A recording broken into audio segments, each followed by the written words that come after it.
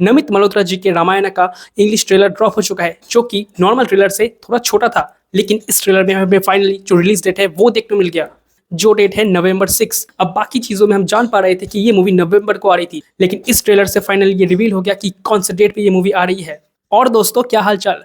English trailer को लेके मैं इतना एक्साइटेड क्यों हूँ, यही आप सोच रहे होंगे ना। जी हाँ, एक्साइटेड तो होना बनता है, क्योंकि इन लोगों ने एक अलग ही चीज करके दिखाया है।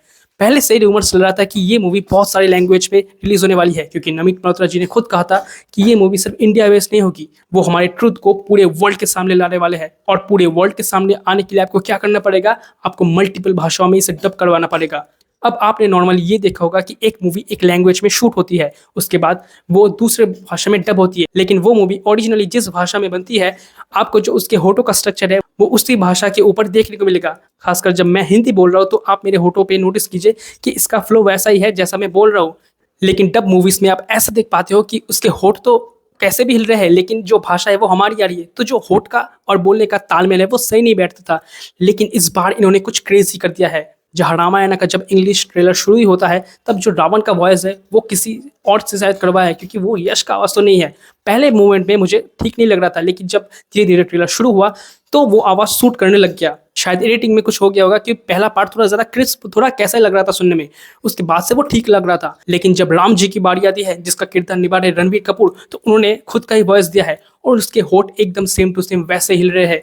और ये इन्होंने विजुअल इफेक्ट से डेवलप किया है, जो कि काफ़ी शानदार है। जब वो बोल रहे होते हैं तो उनका होठ एकदम उसी इंग्लिश टोन में हिल रहा था।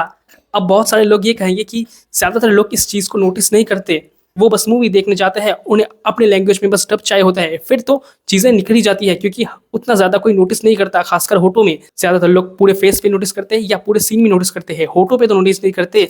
लेकिन इन्होंने ये चीज़ भी पॉसिबल करके दिखाया कि इनके जो अदर्स डब आ रहे हैं, तो इनके डब में और जो भाषा है उसके साथ वो होठों को एकदम कंबाइन कर रहा है। तो ये जो छोटे डिटेल पे इन्होंने ध्यान दिया है वो काफी ज्यादा शानदार है, ये काबिल तारीफ है। इससे पहले लोग बोल रहे थे कि जो असुर उन्हें देखने को मिल रहे थे वो इंडियन वाइब नहीं दे रहे थे, इसे नमित मल्होत्रा जी ने फिक्स कर दिया। तो ये जो सुन के ये लोग फिक्स कर रहे हैं, उसके बाद ये जो नई टेक्नोलॉजी हमें देखने को मिली है वो काफी शानदार है। ओवरऑल कल ट्रेलर के आने बाद ज्यादा कुछ तो एक्साइटमेंट नहीं था, क्योंकि ट्रेलर हम लोगों ने पहले ही देख रखा था। इंटरनेशनल मार्केट के लिए नया है, क्योंकि सोनी पिक्चर के साथ जो उनकी डील हुई है वो लेट में हुई है, इसीलिए ट्रेलर थोड़ा लेट आ रहा है।